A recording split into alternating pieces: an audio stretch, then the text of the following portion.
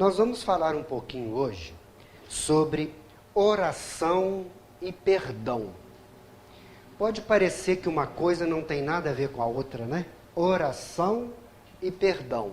Mas se nós formos buscar o Evangelho de Jesus, existem algumas passagens que fazem conexão entre essas duas coisas, oração e perdão. Uma delas está no Evangelho de Marcos e diz assim: quando estiverdes orando, perdoa. Essa é uma delas.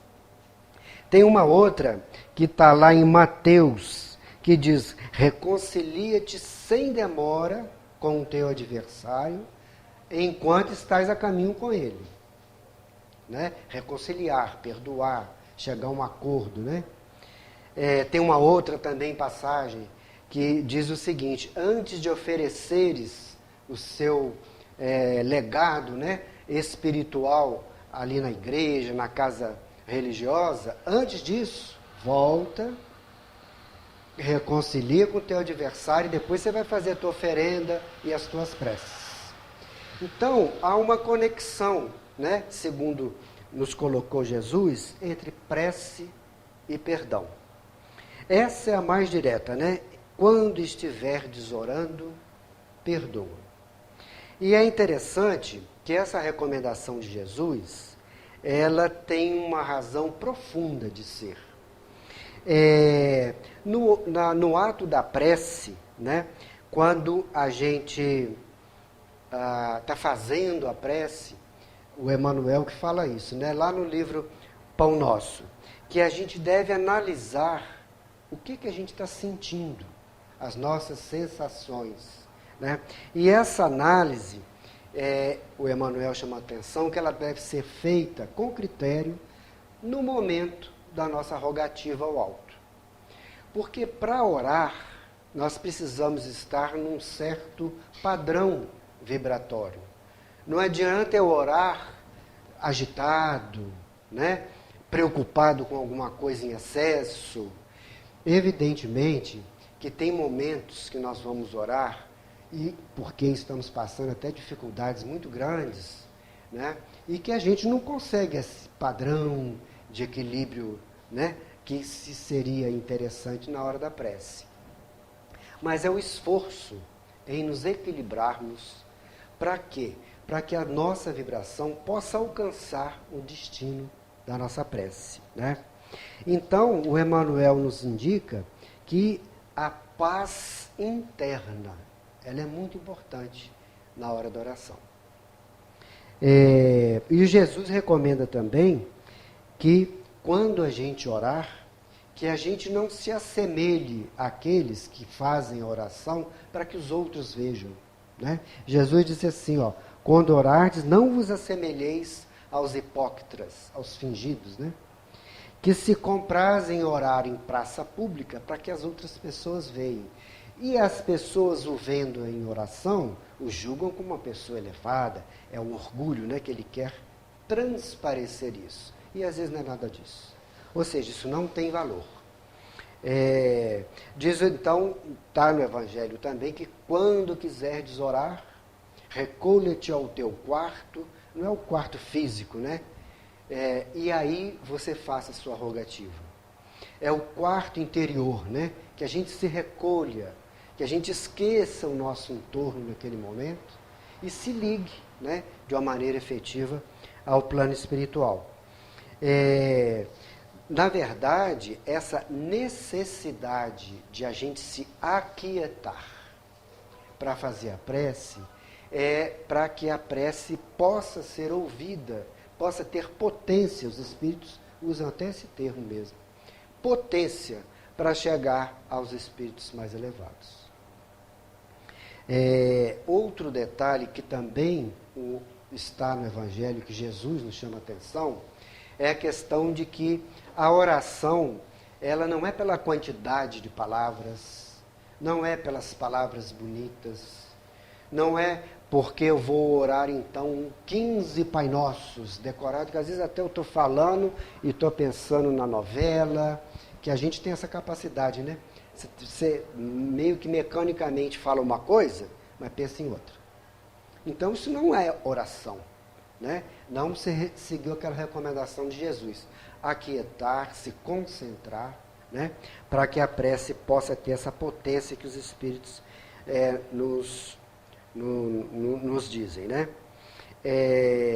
Então, a prece é algo que teria, vamos dizer, três aspectos.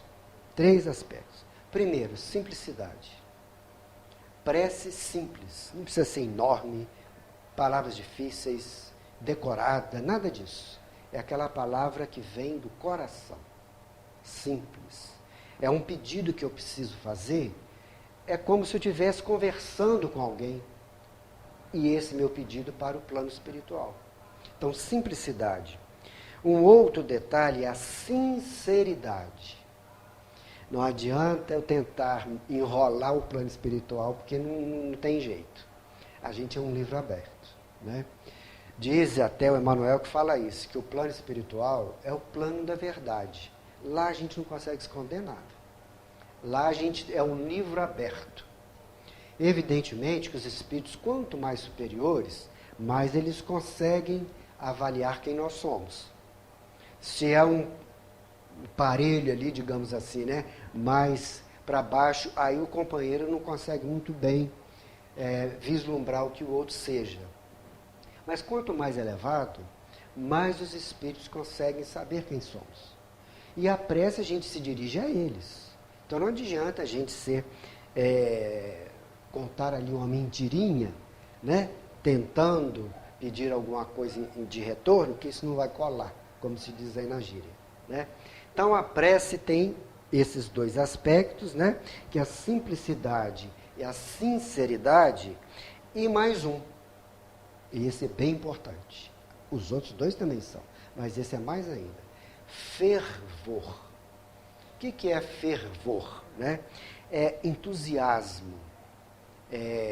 Eu estar com aquele ato de oração esperançoso de que eu vou ter um retorno. Né? Senão não há a razão para haver a prece. Então, sinceridade, simplicidade e fervor. São três aspectos que os Espíritos nos recomendam, né, na hora da oração. E a gente, até pela história do Evangelho, a gente pode pegar várias passagens nas quais essas passagens se referem a quando Jesus ia orar. Jesus também orava ao Pai, conforme ele mesmo dizia, né? Então ele saía do burburinho, dos movimentos das cidades e se recolhia, geralmente sozinho, né? E ali ele fazia a sua oração e a sua prece. Mas algumas pessoas até interpretam isso de uma maneira um pouco errada. Jesus, quando ia orar, ele se afastava. Jesus, quando recomendou que a gente fosse ao nosso quarto e ali sozinho orasse. O que Jesus recomendou é que nós repetindo o que a gente falou, a gente abaixe as nossas vibrações, se acalme, se tranquilize. Esse é o sentido de Jesus se afastar, de você ir para o quarto como uma recomendação, né, para a oração. É nesse sentido, a gente se acalmar, né? A necessidade de se aquietar. Porque a interpretação errada, num outro ângulo, então a prece coletiva não vale nada. A prece aqui no centro não vale nada, eu não estou sozinho. Eu não estou em casa, eu não estou no meu quarto, eu não me recolhi lá no meio do mato, sei lá, em algum lugar tranquilo. Não, a prece coletiva tem imenso valor. Mas todos os que estamos naquele momento da prece, que nós consigamos nos recolher. Porque tem aquelas vezes, né, a pessoa está rezando, mas está vendo ali com a beirada do olho, não sei o quê, que chamou, quer dizer, não está na oração, né? Então, esse aquietar é também em relação às preces coletivas. Que nesse momento até a gente soma forças, né? A prece inicial, a prece de encerramento de uma reunião, nós nos ligando a esses pensamentos, nos aquietando e nos ligando ali, nós estamos potencializando, né, as vibrações para que os espíritos nos retornem, né, com a resposta que nós desejamos. No Livro dos Espíritos, lá na pergunta 633, Kardec perguntou aos espíritos assim: a prece que fazemos para nós mesmos ou para outras pessoas também a gente pode orar, mas ele pergunta a prece específica para nós mesmos, pedindo alguma coisa, né? Então, a prece que fazemos para nós mesmos pode mudar as nossas provas? Ah, eu tenho um problema financeiro. Então eu vou orar, né? E como está muito moderno hoje em dia, vem um pix do plano espiritual para cá, resolve meu problema. Não é assim que funciona, né? Então, eu orei, pedi para me ajudar naquele problema vai sumir? Essa é a pergunta do Kardec. Os espíritos respondem: vossas preces, vossas provas estão nas mãos de Deus. E existem aquelas que têm que ser cumpridas até o final. Não há como fugir dela. É um programa da encarnação. Algumas até podem ser mudadas, a gente sabe, dependendo da nossa conduta aqui. Mas tem umas que têm que ser vencidas e cumpridas. E aí, ele diz o seguinte, os espíritos respondendo ao Kardec, né? A prece chama para vós bons espíritos que vão nos dar forças e coragem para suportar as provas necessárias. Então, a prece é isso, não é pedir solução. Porque hoje em dia, né, a gente vê até prece da televisão, se esmurra, se joga coisas, se leva carteira disso, carteira daquilo. Se você der 30 dízimos, recebe aquilo, 40 dízimos já é melhor e tal.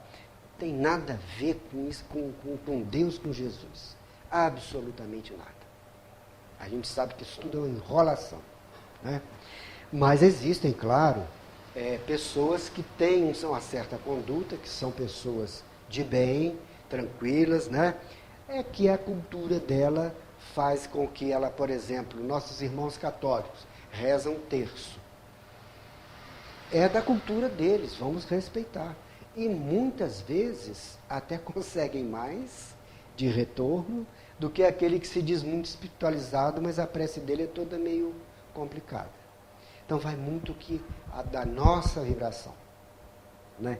Mas está no Evangelho, né? A prece é simples, a prece é sincera e tem que ser com fervor. Então, de modo que o atendimento, né, principalmente desses três aspectos que a gente citou, é que vai, vamos dizer assim, modular, se é essa palavra que a gente pode falar, a resposta que a gente vai receber. Vai depender totalmente das nossas vibrações, né, em busca desse socorro. É interessante, na obra do André Luiz, por exemplo, tem inúmeras passagens que se referem à prece, né? Em um dos livros do André Luiz, uma menina adolescente, cuja mãe desencarnou, o pai casou-se novamente e a nova esposa, né, estava com um problema de saúde muito sério e tudo, e o livro até informa, o André Luiz informa, que é a pura obsessão da primeira esposa, que não entendeu a situação ali, né? E essa menina de 17 anos, que amava a mãe dela, que desencarnou, pediu, que também tem esse aspecto, né? Principalmente as pessoas que não têm muita informação do plano espiritual, acham que morreu, você já pode rezar que já vai te atender tudo que você quer. Não é assim que funciona. A gente sabe que uma pessoa, quando desencarna, todos nós, né? Nós vamos ter um tempo de adaptação no plano espiritual. Então, às vezes, pessoas oram para os parentes que se foram, eles não têm a menor condição de atender. Como essa menina, da obra do André Luiz, orou para a mãe dela, desencarnada, para ajudar a segunda esposa. Só que a mãe dela que era obsessora, né? Ela não tinha condição nenhuma, nem ouviu a prece da filha. Mas foi feita com tanto fervor que ela atingiu o plano espiritual maior, né? No caso, chegou a nosso lar, né? na recepção de preces, e eles mandaram equipes para ajudar aquela casa. Então, não é a questão das palavras, da quantidade. A menina só, assim, com muito fervor, orou rapidamente, pediu uma espécie de um socorro. E foi ouvido lá em cima a prece. E até para quem ela dirigiu a prece não tinha condição de atender. Mas a prece, quando tem essa vibração positiva, ela vai onde deve ir, né? E a resposta sempre vem. A gente falava aqui no início dessa conexão de perdão com prece, né? E um outro trecho do Evangelho está lá em Mateus, de novo fala nesse aspecto. Diz assim, está lá em Mateus capítulo 6. Se perdoardes aos homens as faltas que eles te fizeram, né? Vosso Pai Celestial também perdoará as suas faltas. E é interessante isso, que faz aí uma espécie de uma condição. Você perdoando, Deus vai te perdoar. Nós vamos contar uma historinha de Jesus aqui, uma palavra que vai esclarecer bem isso. Mas, porque as pessoas também às vezes podem perguntar, quando estiverdes orando, perdoai. Mas eu não tenho a quem perdoar. Eu gosto de todo mundo, não tenho problema com ninguém. É raro, né? Porque às vezes um colega de trabalho, uma pessoa, por uma razão qualquer, às vezes errada até a razão, ela nos viu de uma certa forma e não gosta de nós. Pode ser, ela interpretou algo errado. Até Chico Xavier tinha gente que não gostava dele, né? E é uma realidade, né?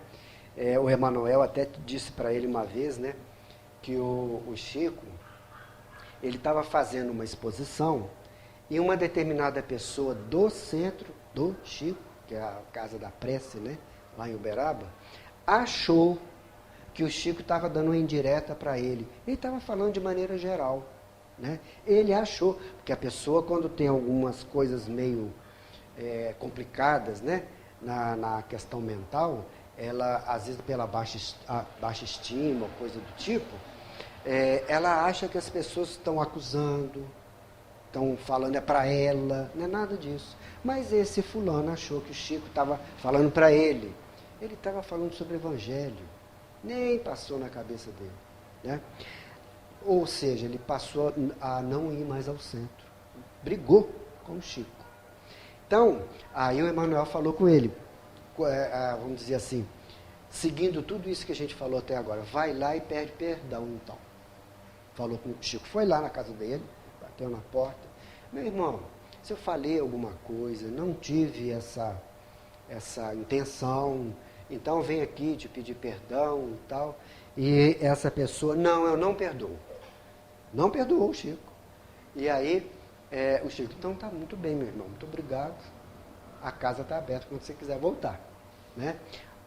Então, essas às vezes diferenças, pequenas diferenças que a gente tem, este tipo de coisa também que os espíritos pedem para a gente se acalmar durante a prece, não ficar, porque tem gente até que reza para o inimigo ter um tropeço e cair ali na rua, não tem? Olha que distorção da prece, mas tem. Então,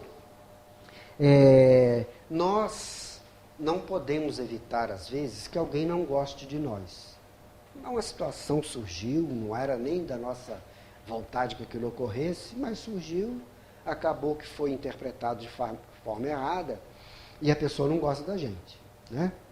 Mas a gente pode agir de modo que a gente evite que a gente faça isso em relação às outras pessoas, né? Ou seja, nós podemos evitar que o outro não goste de nós. Às vezes, em certas situações, a gente vê que alguns, por uma palavra mais ácida, né, por um gesto mais ousado, digamos assim, ofende alguém. Então, a gente, com esse cuidado de não ter essa palavra ácida, não ter esse gesto, né, ruim, a gente tenta que as pessoas, né, tenham para nós boas vibrações. Então, diz lá, né, o Mateus, conforme eu dizia, perdoa que o Pai te perdoa. Inclusive está até na prece, né, que Jesus nos deixou. Perdoai as nossas dívidas, assim como nós perdoamos aos nossos devedores. Não precisa de ser um devedor de morte, não, né? Pode ser essa diferença que eu citei aqui. Não vamos alimentá-las, né? Se dentro da família a gente tem, ou dentro do trabalho, ou no nosso bairro a gente tem alguma diferença com alguém, né? O que sugere aqui é que a gente procure resolver isso primeiro para orar com mais tranquilidade, né? Jesus, ele colocou no Evangelho uma parábola que espelha exatamente isso. É a parábola do credor incompassivo. O que é incompassivo? É que não tem compaixão, é que não liga para os outros, né? É a pessoa que não se compadece de ninguém. A pessoa pode estar na maior dificuldade.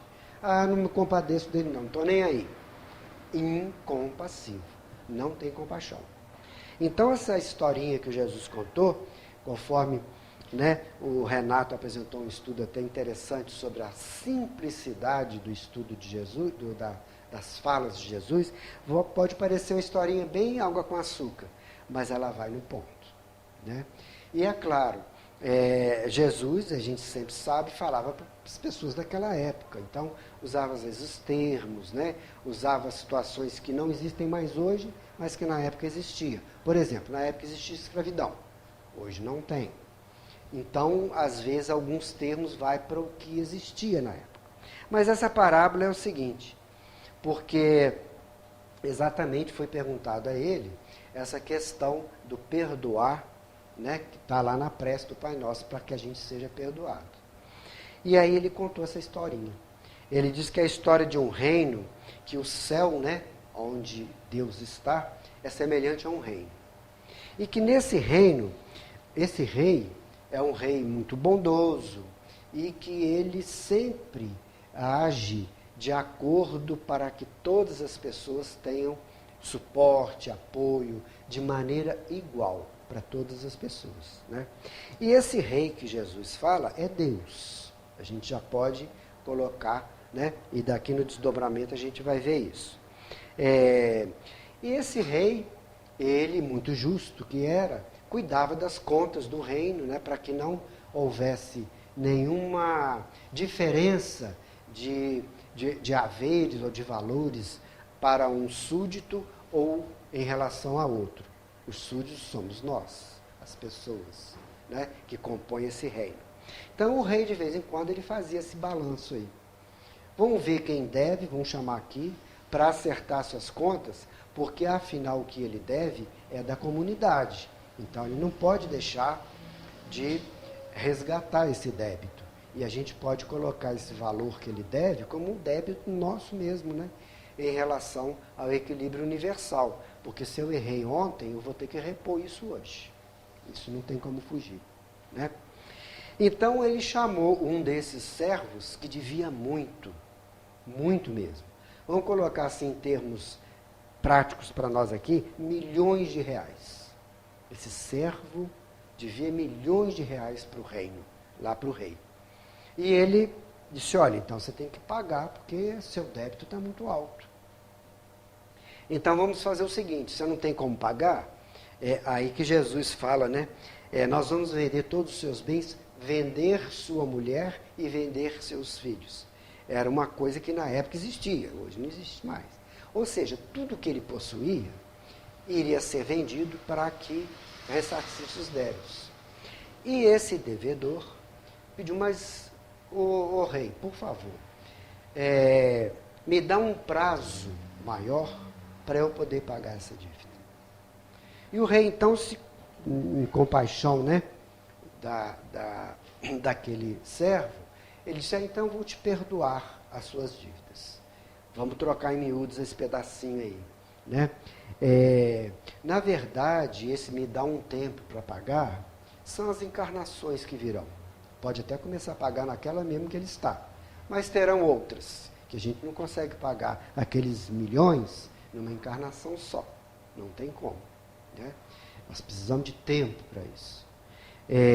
Então, e esse perdoar a dívida é exatamente isso. Ora, eu vou te cobrar agora, mas eu vou te dar o tempo que você quiser para você pagar. Porque o livre-arbítrio é nosso. Eu que vou indicar a hora que eu vou começar a querer resgatar meus débitos. A gente tem percepção melhor disso no plano espiritual, quando a gente está desencarnado. Tanto que a gente faz o programa divino. Né? Tem gente até que fala, né? Nossa, eu não dei que eu estava com a cabeça lá desencarnado, que eu fui escolher passar isso aqui. Mas foi a gente mesmo que escolheu. Né?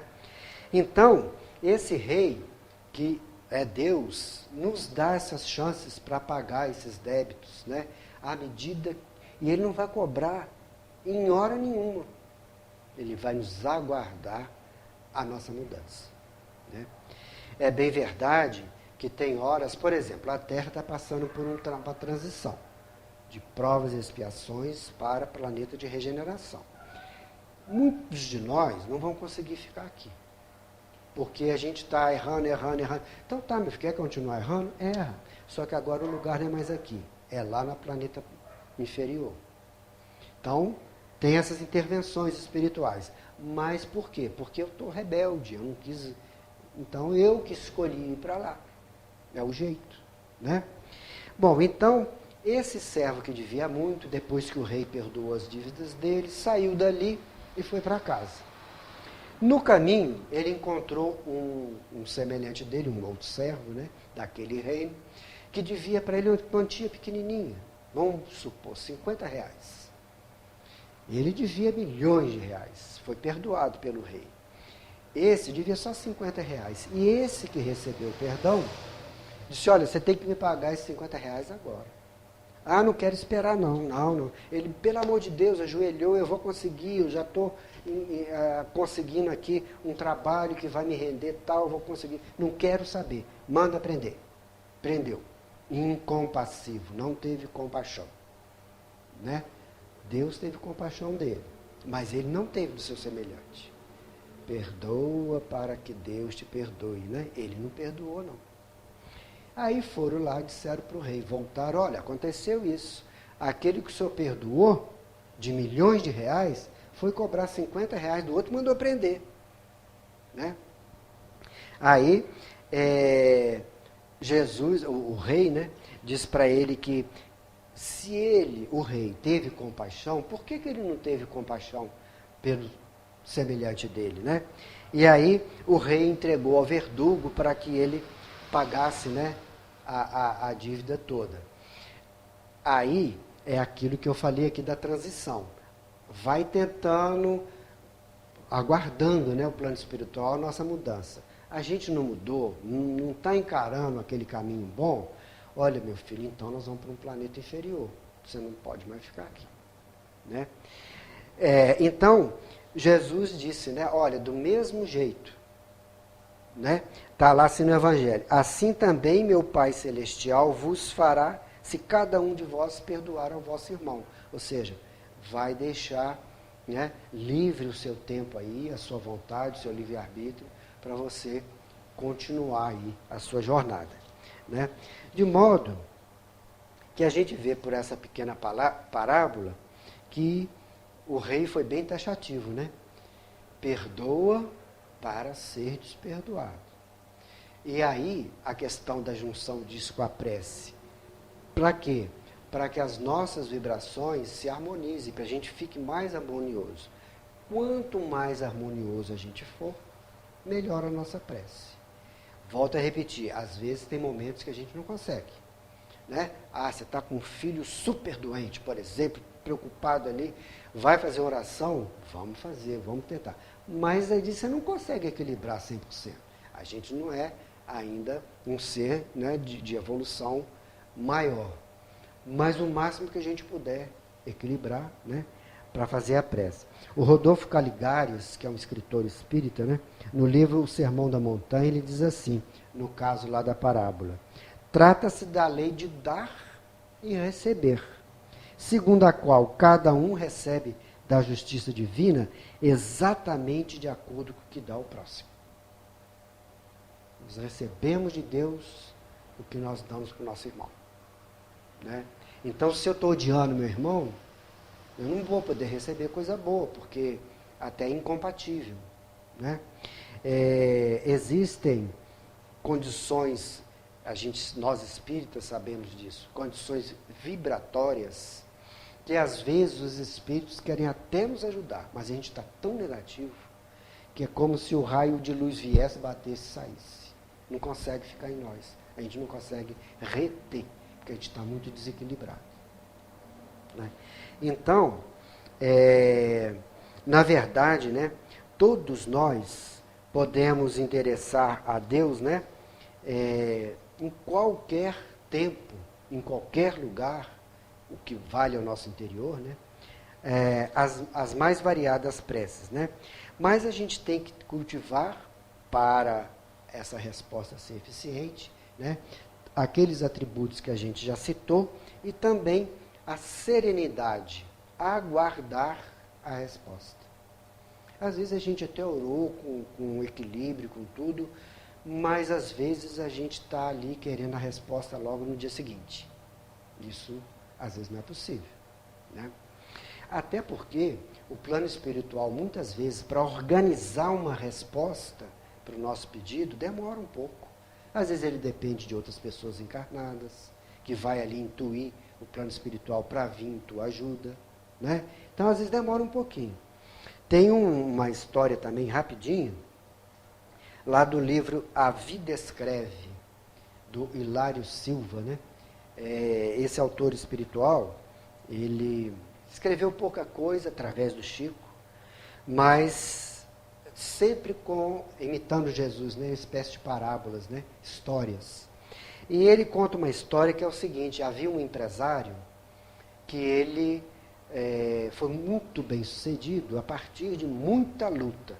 Era uma pessoa pobre, ele lutou, ele conseguiu começar a pesquisar, que ele tinha interesse em fabricar tecidos. E ele então foi estudar a questão dos tecidos, dos fios, que fio que era melhor, que máquina que era melhor, buscou coisas no exterior e tal, e viu. Então ele levou uma vida de muito trabalho e conseguiu, numa certa altura da vida, estar ali, né, com uma fábrica enorme, montada, milhares de funcionários, e produzindo coisas muito boas, de ótima qualidade, de modo que era fabricar e vender, porque o negócio era requisitado no mundo inteiro. Mas a gente sabe que as coisas materiais, elas oscilam, elas mudam. Né?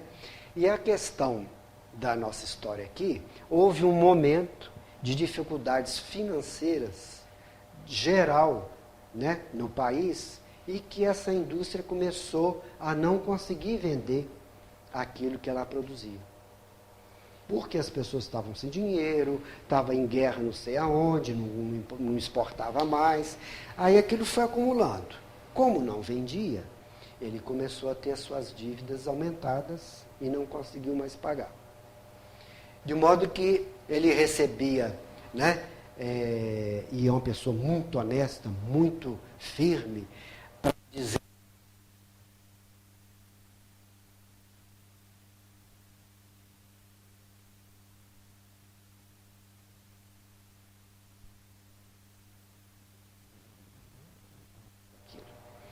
mas de modo que as intensidades das cobranças foram aumentando, e ele, diante daquela situação que ele não viu saídas, ele orava, pedia a Deus, era uma pessoa muito temente a Deus, né? Mas nessa situação ele começou a se desequilibrar, mesmo assim orava e tudo, mas chegou num ponto que as cobranças vieram a público, ele foi colocado, né, vamos dizer assim, o julgamento das pessoas que não conhecem o drama dele, né? E todo mundo nessa hora, todo mundo não, muitas pessoas nessa hora acaba julgando mais pedra ainda, né?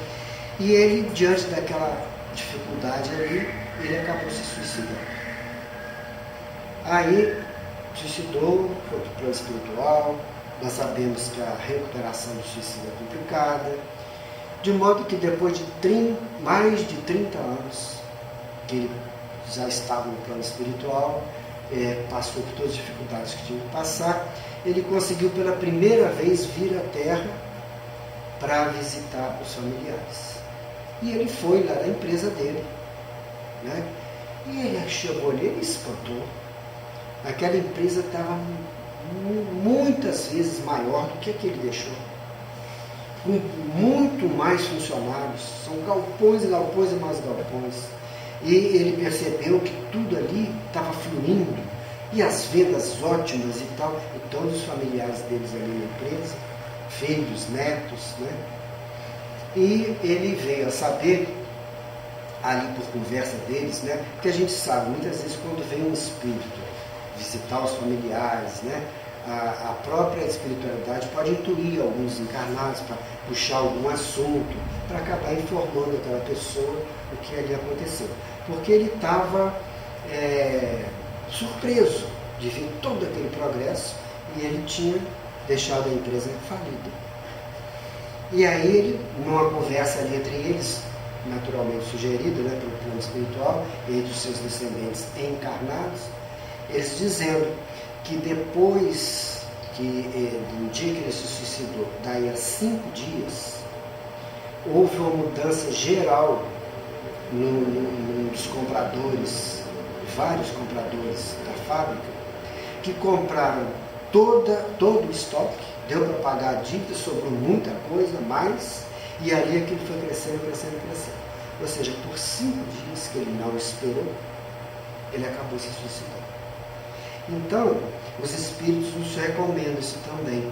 Além da nossa questão de nos harmonizarmos, na medida do possível, para a gente orar, né, que a gente também tenha a serenidade de aguardar a resposta, que às vezes ela não é imediata. Emmanuel que diz lá no livro dele, que é deixa eu ver aqui o livro, Renúncia. Ele diz assim, a misericórdia de Deus nunca andou atrasada.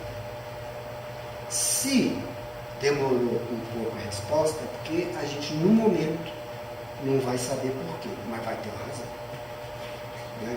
De modo que a gente, na questão da oração, aqueles atributos, né, que a gente citou, simplicidade, né, sinceridade, fervor, vamos procurar nos harmonizar com as pessoas, para que a gente ali na hora da prece não tenha nenhuma vibração negativa que atrapalhe a nossa avaliativa, né?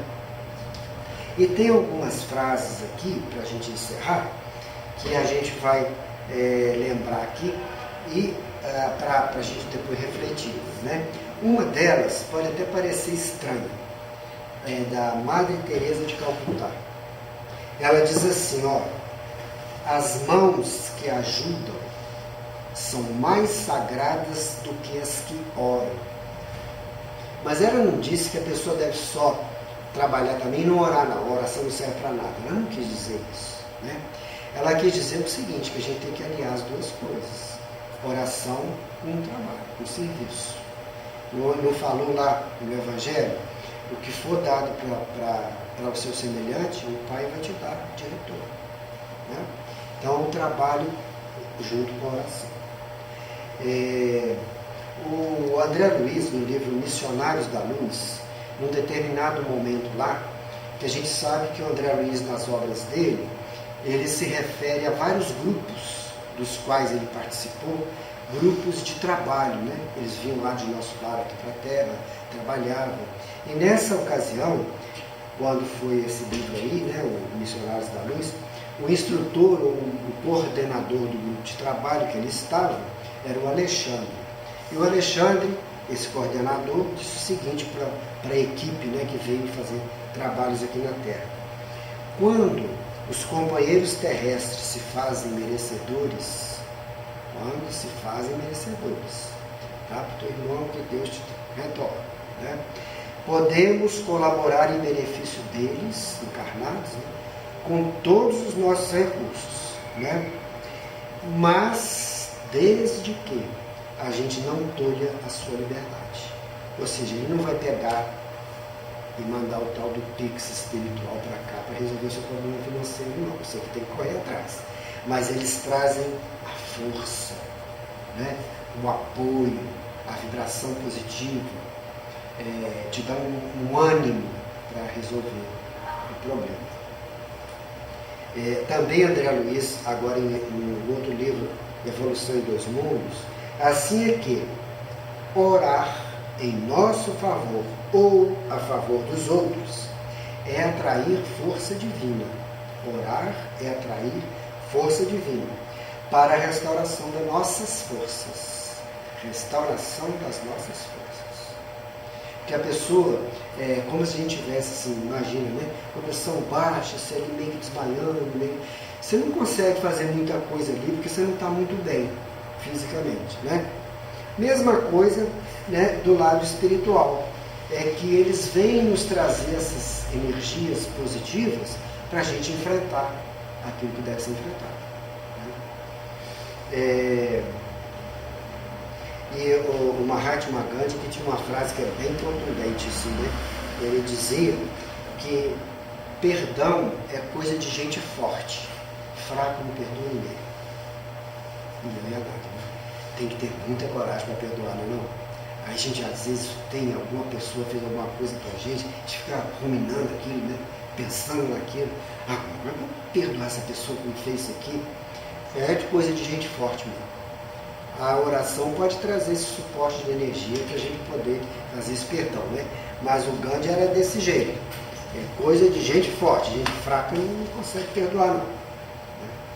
E a última frase é do Chico Xavier. Ele dizia o seguinte, porque antes de falar do Chico Xavier, a questão do perdão é um negócio muito difícil. Não é fácil, não, né?